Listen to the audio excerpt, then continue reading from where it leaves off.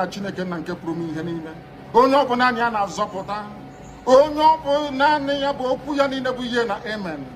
Anyị wee na-asị ezi ebube dị ngọzi na ọtụtụ na ịja mma na nsọpụrụ site n'ebighị ebi ma ruo n'ebighị ebi. Ise, ise, ise.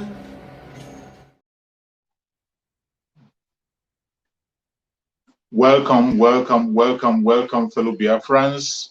Welcome, lovers of freedom all over the world, wherever you are joining from. If you are joining from Africa, Asia, Europe, America, Australia, Canada, if you're joining me from Biafra land, I say, may Chukwu Okike Abiama continue to bless, guide, and protect you. We will continue until Biafra comes, and even after Biafra has come, we will continue to preach the message because we have a lot of work to do. We have a lot of work to do. Today, we are going to still talk about the issue of the insecurity in the country called Nigeria. We will continue to debunk all the lies that they are bringing against our Mazi Nnamdi Kanu. We will continue to empower our people and continue to encourage everybody to put every hand on deck. And also remind you that Mazi Nnamdi Kanu will be going to court on the 18, 19, and 20. We have to do the needful. I will also remind you on the situation that we are in as Biafran people. Do not forget, wherever you are joining from, don't forget while you are watching this video, you have to focus your mind on one thing. Be sincere to yourself, be truthful to yourself, and think about collective interests, not personal interests. Each time you join my broadcast, please share to all platforms, share your video to family and friends, wherever you belong, share the broadcast so that people can join us. Each time you are watching any video, more especially my video, I can say, please put your interest on collective interest, not on personal interest. If we must survive as Biafrans, if we must succeed and overcome our enemies, we must be pursuing our collective interests. It is obvious that the world is built under the platform of individual interests. That is how the world is functioning. Every country of the world powers you are talking of, you are looking at, they are all pursuing their own interests, not your interest, not my interest. The United States is pursuing their own interest as a nation. UK is pursuing their interests as a nation. Every other country in Europe and America, they are all pursuing their interests. They don't care so much about you. It is you and you alone who is going to care about yourself and pursue a collective interest that has to do with you and your own family. Today, we are standing on a platform where we speak about the collective interest of the indigenous people of Biafra. We are Biafrans. And some people who are watching me who are not Biafrans, you are not left behind. We are speaking about the collective interest of every indigenous tribe in the country called Nigeria. It doesn't matter your religion. It doesn't matter your location. As long as you are indigenous to Nigeria, you have to wake up, stand up, and listen carefully on what we are saying. It is going to favor you. We are not preaching a strange message. We are not preaching hate speech. I am not preaching hate speech here. I don't preach hate speech. I don't talk against people. I don't preach hate. I set the record straight without being politically correct. When I make my statement, I bring my facts. I don't try to be politically correct. And the reason why I come on a daily basis to make my broadcast is to make sure that we set the record straight. As you all know, the conventional media in Nigeria has been hijacked by the government. And the conventional media cannot speak the way we are speaking. They cannot say what we are saying. They have established their media for money making. That is their main objective of establishing media. Every single conventional media is in Nigeria. They are there to make money. So when they have a tight condition where they cannot be able to speak the truth, they will change the truth. They can give anything for money to pay their workers. The difference between us and them is that we are working willingly for our own people, but they are working for money. We are not just working for money. We are not just working for money. We are working for collective interest of our own people. That is why I speak on a daily basis without looking back or front or without trying to be politically correct, following the truth, just as Mazi Nnamdi Kanu has directed us. Mazi Nnamdi Kanu said on his broadcast that we should follow the truth at all times. It doesn't matter where the truth leads us to. Even if the truth leads you to disobey your parents, leads you to disobey your leader, leads you to disobey somebody, go ahead and disobey that person and go with the truth, because when you are following the truth, you are actually following Chukwuka. You are obeying the instruction of God. You are obeying the ordinance of God. God is truth. Chukwuka is the truth and nothing. Chukwuka is the truth. That is why you have to follow the truth wherever it leads you to. And that is what I'm doing today. In my last broadcast yesterday, we talked about the broadcast that the Janjaweed government made. The imposter in Asorok. The imposter representing Muhammad Buhari, who is playing the script of Muhammad Buhari. We dissected his message yesterday. After that dissection, you can see that many people are coming on media, even on social media. You can see many people coming out to speak about that very broadcast that he made. There were so many lies in that broadcast. But the difference between us and those who are in the conventional media is that they are just speaking, they are not acting. The Biafran people, we are not only complaining and talking, we are acting on the ground to make sure we free ourselves from the captivity of the Janjaweed. That is the difference. Other people in that country called Nigeria, those who are talking about their so-called one Nigeria, they can rant in their national television.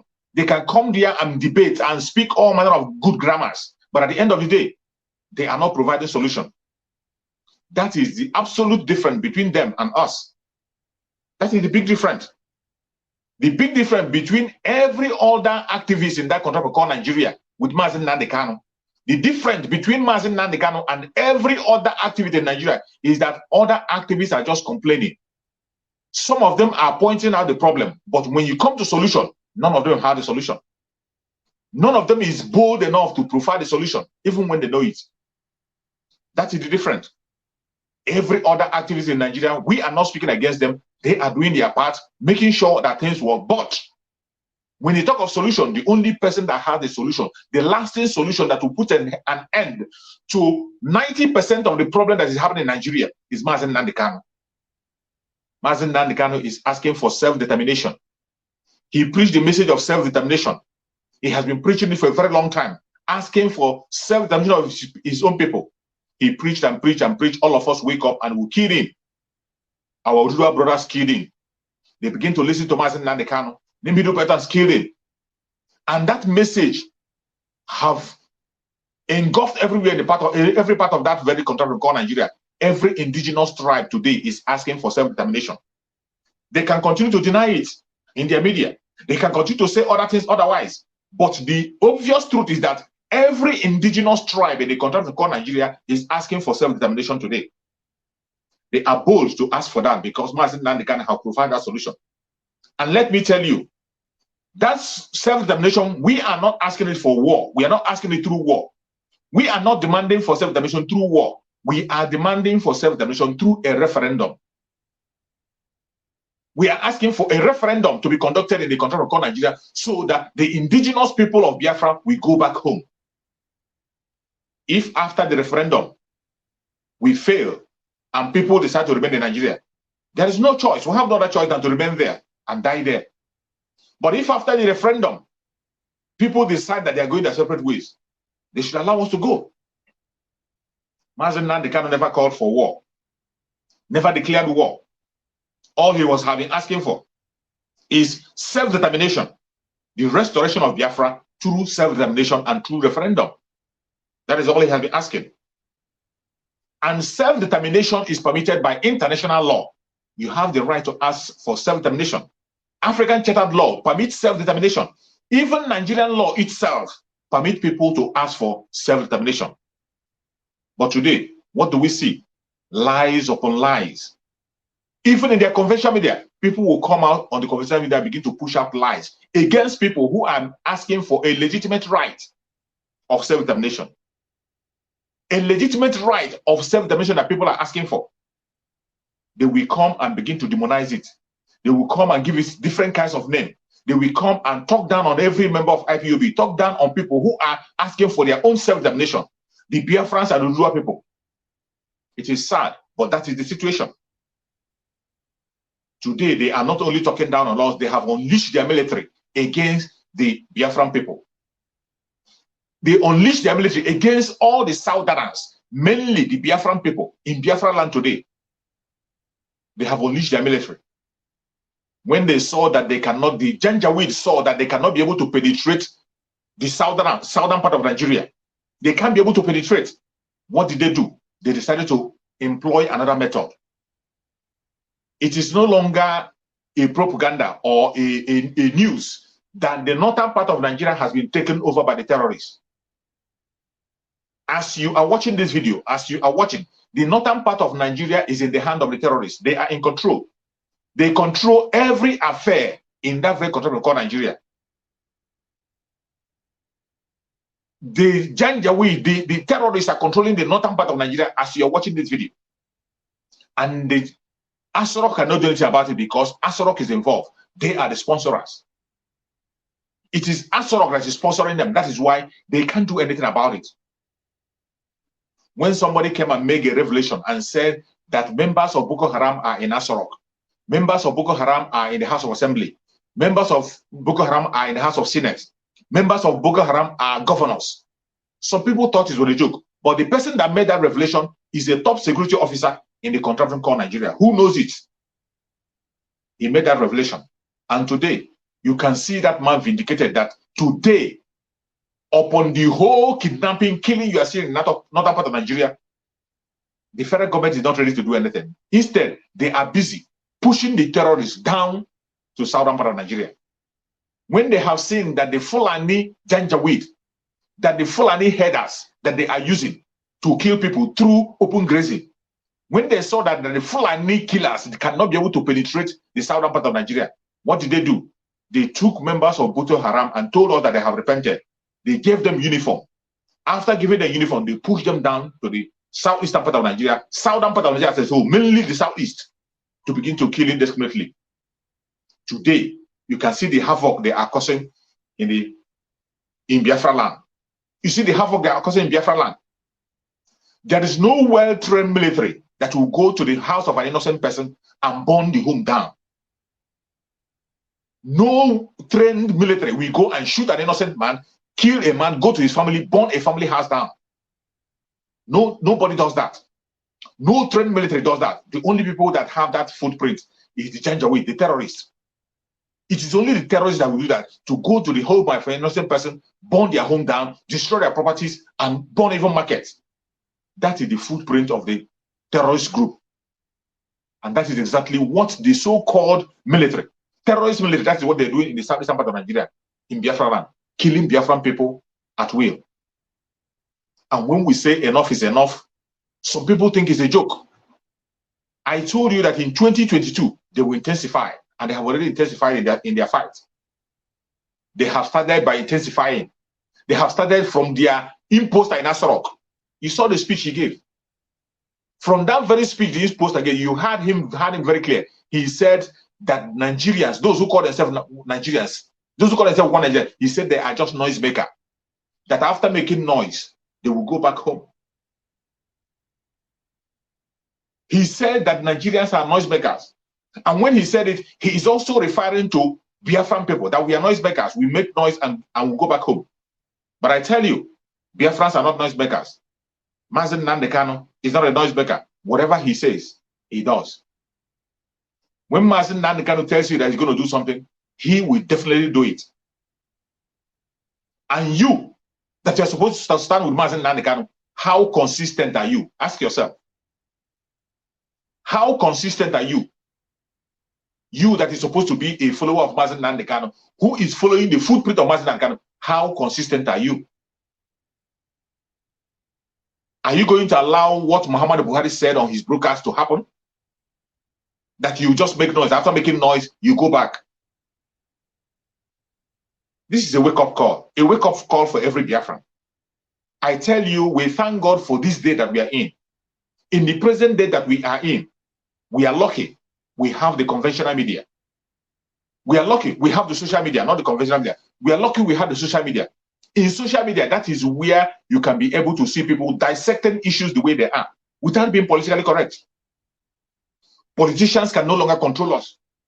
Anybody who is being controlled today is being controlled by his or her own stomach. it's not because the person doesn't know the truth. The truth is very raw and bare before your own very eyes. The truth is out there for you and I to watch and see.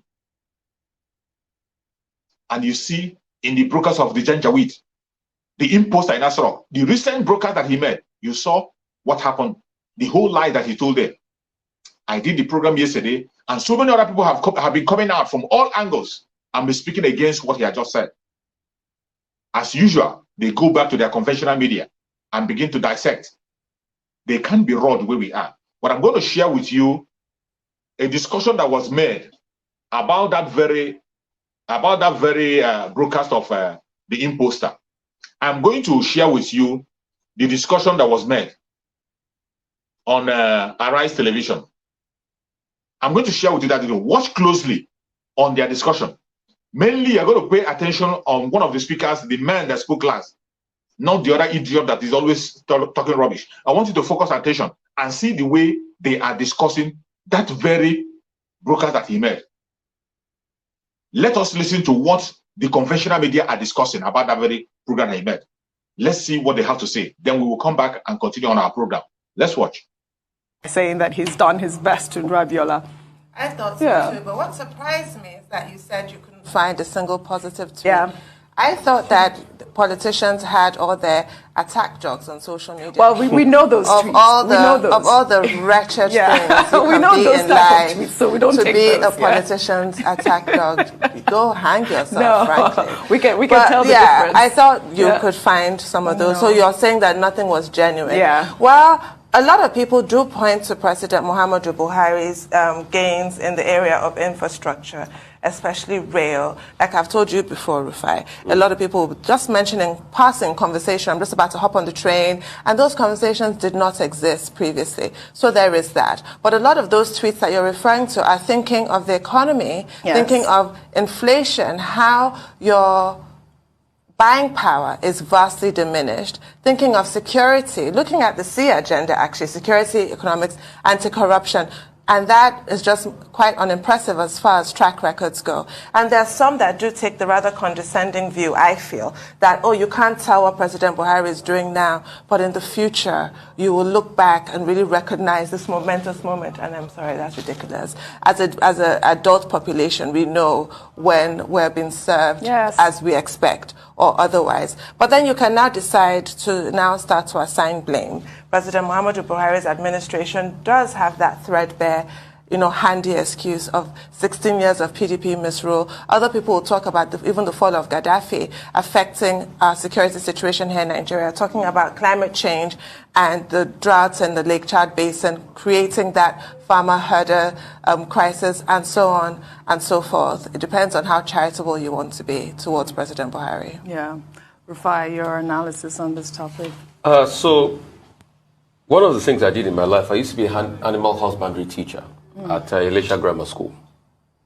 And when I set exams or tests, the students that passed would say they did their best. And those that failed would say they did their best, and the term is different. They say, sir, you gave me 20 over 100. So your best is relative. The question is, what is the result of your best?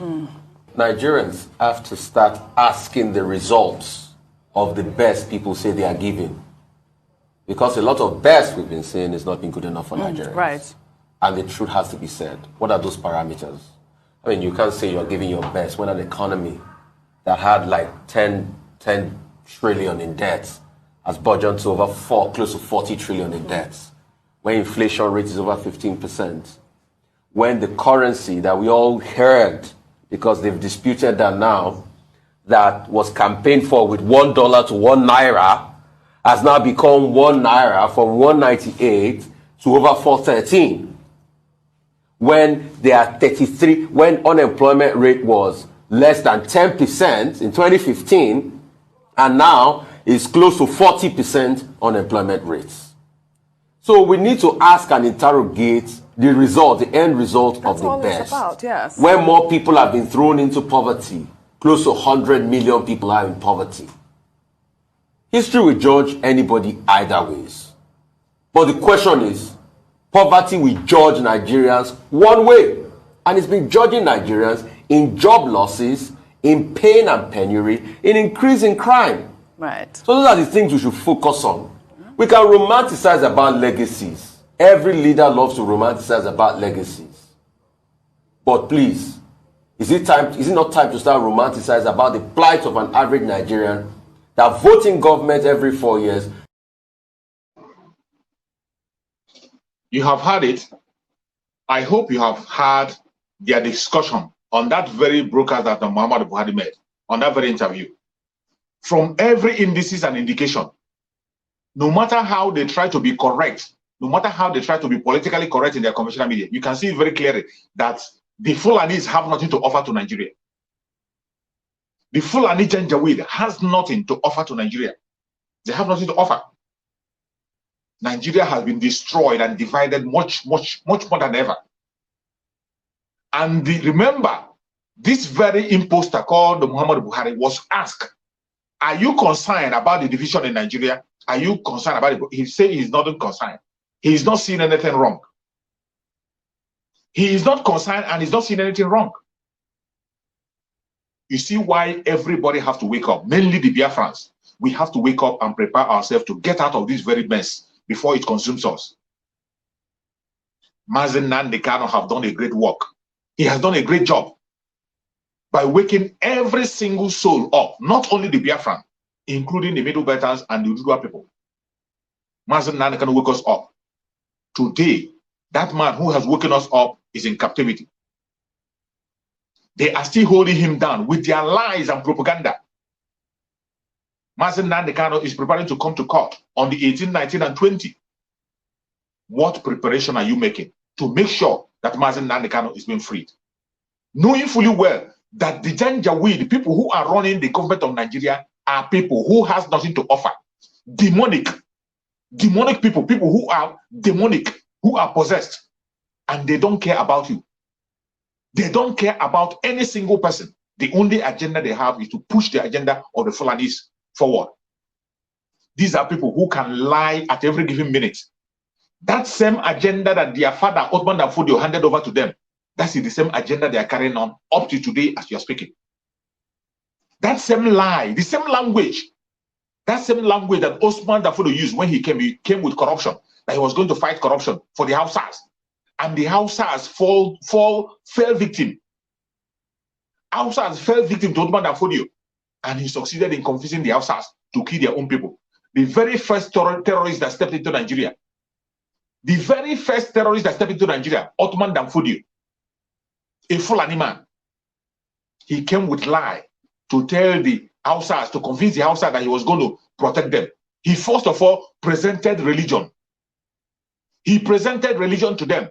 They thought that he was preaching Islam, but we know that what he was preaching was Fulanization and their own kind of Islam, not the Islam that we know. In the southern part of Nigeria, we have people who are Muslims.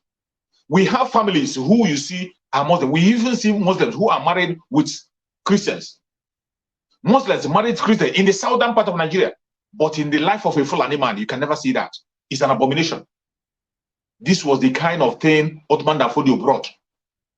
And the Hausa people fell victim with the trick, telling that he was going to fight against the corruption.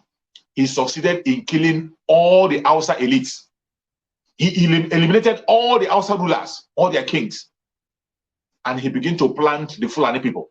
Today as we speak, Fulanis are in charge of the north. And when we are talking about north, you think it's only Fulani. The northern part of Nigeria has more language. They have more tribes, more than the southern part of Nigeria. In the northern part of Nigeria, they have more different tribes, more than the southern part of Nigeria. But the Fulanis have succeeded. As few as they are, they have succeeded with their trick. With that trick, they have succeeded to take over the northern part of Nigeria. Today, talk about all the emirs in the northern part of Nigeria are Fulanis. Every organization that is called Northern, they are being led and sponsored by the Fulanis. Including their terrorists, they are being sponsored by the Fulanis. And this is the truth. It is not a hate speech.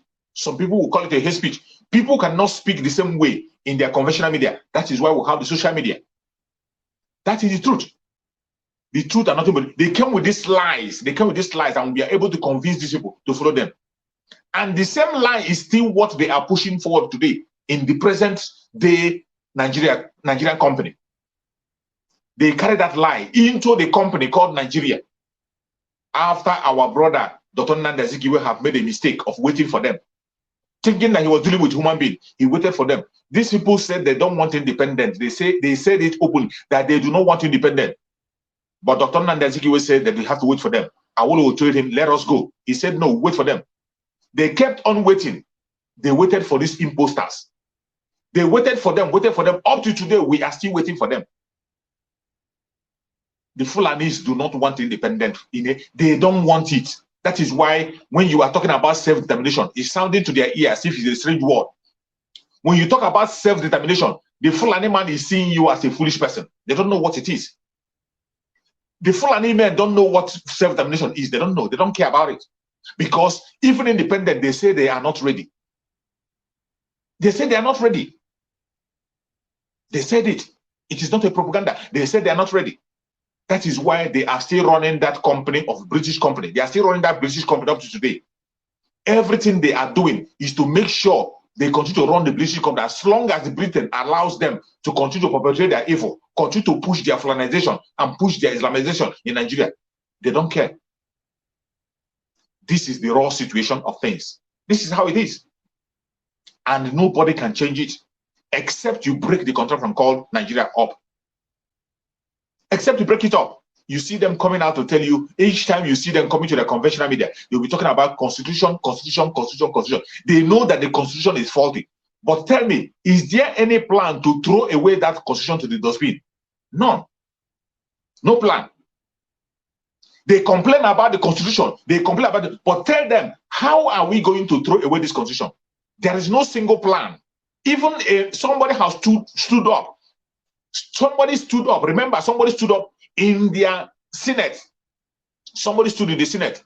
It's not because, sometimes when we say something on social media, they say it's only on social media. It's only on social. That is why sometimes when I say a word, I will bring it out for you.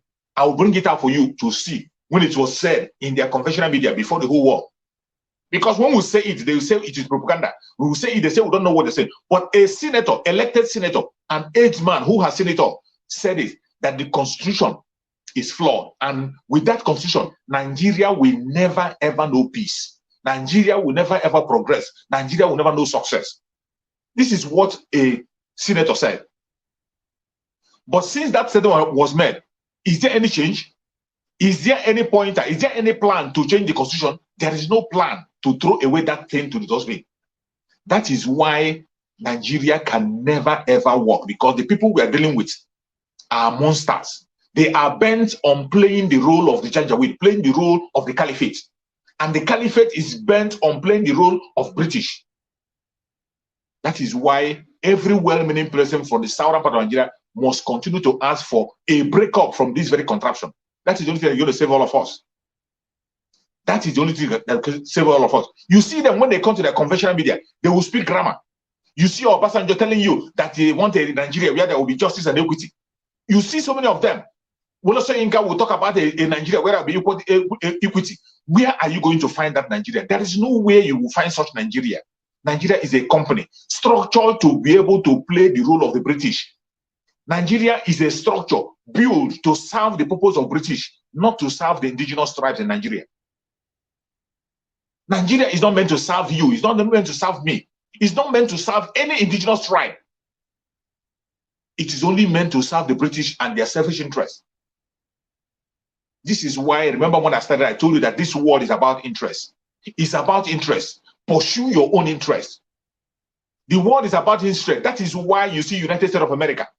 United States of America came and removed the name of Nigeria from among those who are one of those who are persecuting Christians, the highest country that is persecuting Christians, which even they say no. United States, no. Investigators from United States have checked and see it. United States media have spoken about it, that Nigeria is one of the places where it is more dangerous to practice Christianity. But yet, United States, because of their selfish interest, came to establish their bilateral relationship, and they removed the name of Nigeria from that list because of their selfish interest. Britain cannot speak about Mazi Nnamdi Kanu, who is their citizen, holding their passport, kidnapped with their passport in Kenya, and sent to Nigeria through extraordinary decision, an international against international law, an international crime committed against their citizen. They cannot speak about it because of their personal interest. Because of their interest, it is about interest. You that is a Biafran, are you thinking about our collective interest or not? Why don't you think about our collective interest? Why don't you, as a Biafran, pursue our collective interest? If you are human and you have conscience in you, it is high time you begin to think about the collective interest of your people. If you are a Biafran, think about the collective interest of Biafrans. If you are from Oduduwa land, think about the collective interest of the Oduduwa people. If you are from the Bidu Belt, think about the collective interest of the Bidu Belters. You cannot find any collective interest of Nigeria. Nigeria doesn't have any collective interest. There is none. There is nothing like collective interest of Nigerians. It is a lie. Anybody that is saying it is a lie. In Nigeria, there is no collective, there is no single interest, there is no common interest in Nigeria. No common interest. The Northerners have their own interest. When we talk about the Northern interest, they have their own interest. And inside that Northern interest, the Fulani interest supersedes every other interest in the North. The Fulani interest controls the Northern interest. When you come to Oduduwa people have their own interest. The Biafrans have their own interest. There is no common interest in the contraption called Nigeria.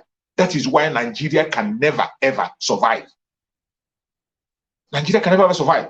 And their constitution was built for the interest of the Janjaweed, the interest of the Fulanis, not for collective interest. Not for the collective interest. That is why people are crying to throw away that constitution to the dustbin. You see what happened to the governor of Lagos State. A sitting governor cannot be able to order policemen, fake police. A sitting governor could not be able to order fake police to go back to their barrack and leave the innocent citizens alone. He couldn't do it. He was begging. This is what the constitution have done to every single person, and we still do. And we still do more. The constitution of Nigeria is the reason why Nigeria can never survive. Do you know that your constitution supports injustice? It supports inequality. That constitution you are seeing supports what they call quota system. Quota system is an injustice. Injustice against the Southerners. That is what it is. Quota system is an injustice against the Southerners. Do you remember when Dr. Nnamdi Kanu said we have to wait for the North? When he told Awolowo that they should wait for the North for independence, even when the North told you that they are not ready for independence, you were waiting. That was the mistake Dr. Nnamdi Kanu made. A great mistake Dr. Nnamdi Kanu made to wait for these people. Up to today, they are still waiting for them. Up to today, every other tribe in the southern part of Nigeria is still waiting for the North. That waiting wasn't enough. You know what they did? They went and brought the quota system to make sure that we'll continue to wait for them forever and ever. That is what quota system is doing. Quota system that made it possible that a graduate in the southern part of Nigeria will remain under and illiterate in the North. Quota system have made it possible that somebody who is an illiterate in the North will become a professor. Meanwhile, an educated person in the South cannot be able to attend a professorship. Quota system made it possible that even a Northerner who doesn't know anything can be able to become a professor, become a doctor or a PhD holder. But in the southern part of that, an educated man with the whole brain who have read everything he has to read might not be able to attend to his potentials because of waiting for the northern people. What are you going to tell your child after your child has been able to score up to 200, 300 in his cutoff mark and yet cannot get admission? But in the North, somebody who scored 50, even that 50 was by Expo, got admission in the best university and was being promoted and pushed forward. How are you going to explain that to your child? How will you explain that to your child? In a country where injustice is institutionalized, no matter how brainy you are, no matter the kind of book you read, no matter where you go to read your book and become intelligent, you will end up serving under an illiterate in the North. You will end up serving under an illiterate in the North. This is the reality of that contract called Nigeria, the company that Britain have established. That is the reality. That is the reality. And these people are so scheming and lying that if you do not take your time and watch closely, you will think they will paint you evil. You will be seeing yourself as somebody who is the oppressor, not knowing that they are the oppressor. You see them, they present themselves as innocent, they present themselves as genuine, but they are the oppressor. Everybody knows that the oppressors in the country called Nigeria are the Fulani Janjaweed. But for a very long time, for many years, they have been projecting the Biafrans are the oppressors. For many years, they have been projecting Biafrans as the oppressors.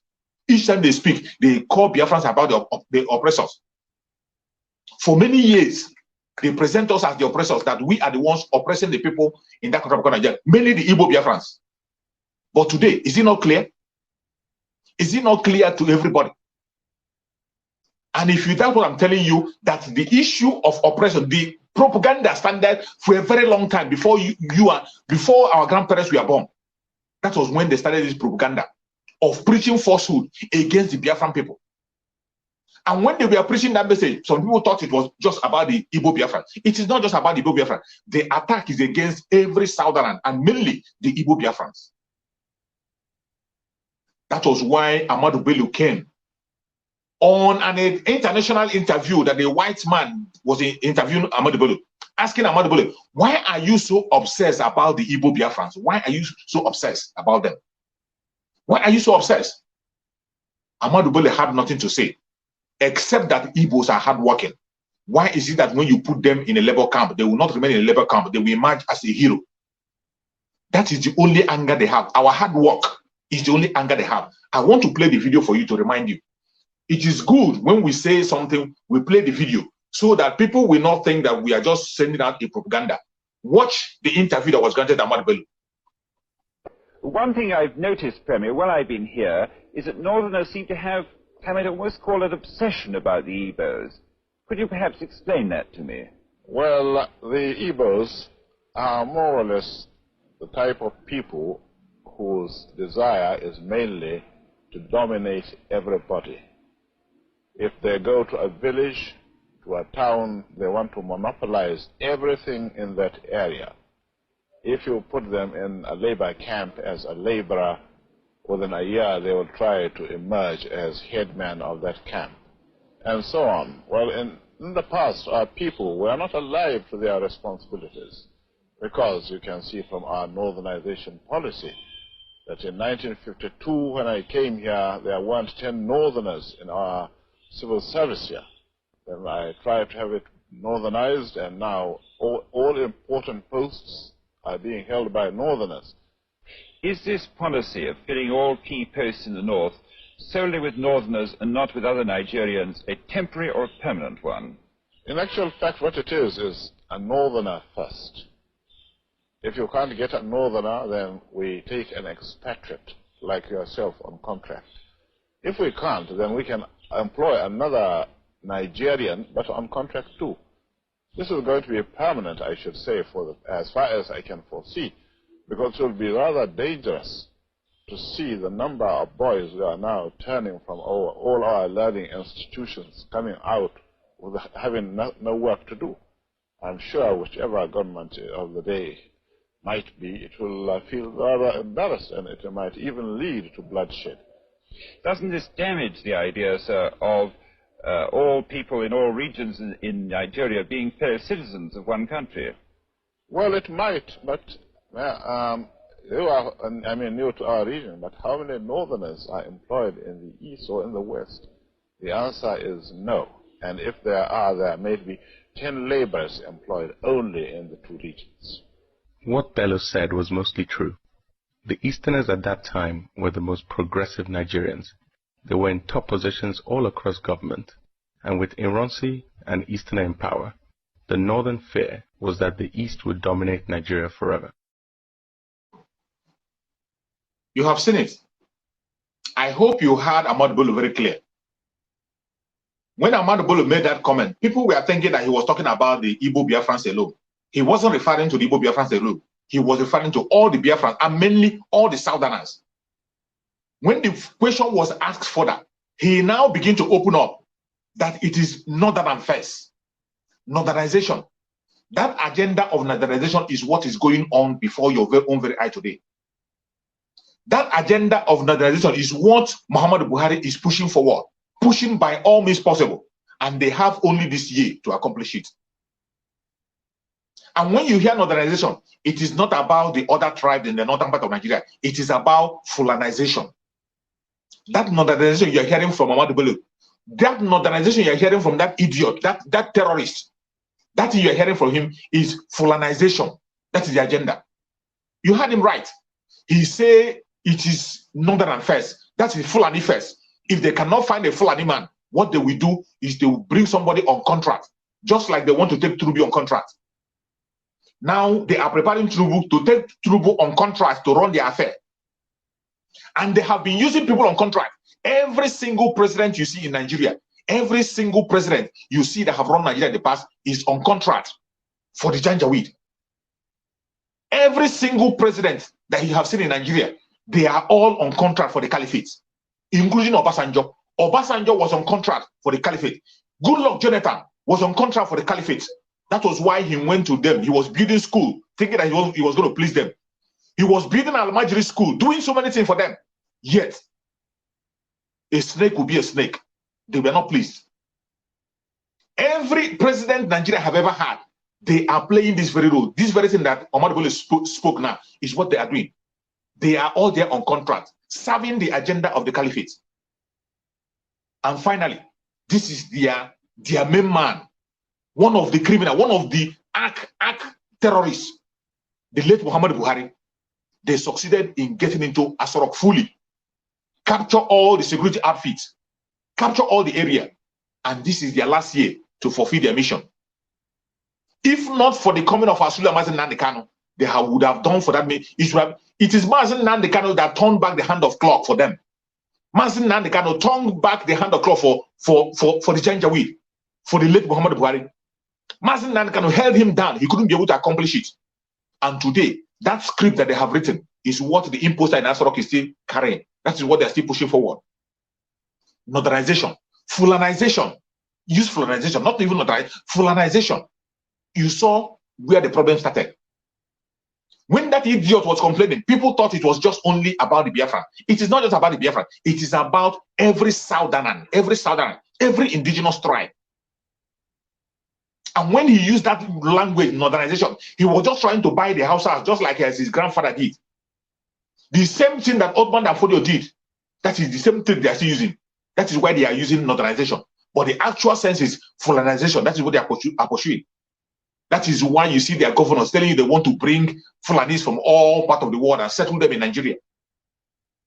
A governor saying it in national television, and the people in the southern part of Nigeria are still folding their hands and watching. They thought it's a joke. These people are so schemy that if you do not run away from them, you will end up losing your life. Is it these people? Is it these people that you think that will change the constitution for you? Do you think these people are the people who will change the constitution for you? It is so sad that people, I don't know why. That is why our Mazi Nnamdi Kanu said that when you see somebody addressing him or herself as a Nigerian, it is good to spit on that person. Mazi Nnamdi Kanu went further to say, if you see any Nigerian that claims to be a professor, slap the hell out of that person and remove that professor from his mouth. Because none of them is qualified to be a professor. None of them in Nigeria is qualified to be a professor. Look at somebody who claimed to be a professor, serving under an illiterate who didn't have a common entrance, even pass common entrance exam. Who didn't have a WAEC result. A professor is serving under him as a vice president. Look at the people who brought that person, a person who doesn't have a certificate, any single certificate. The people that brought him to power are professors in Nigeria. They are professors. They are doctors. They are GOs, ministers in their church. And you are still there dreaming of a better Nigeria. There will not be anything like so-called better. It can never happen. There will not be any.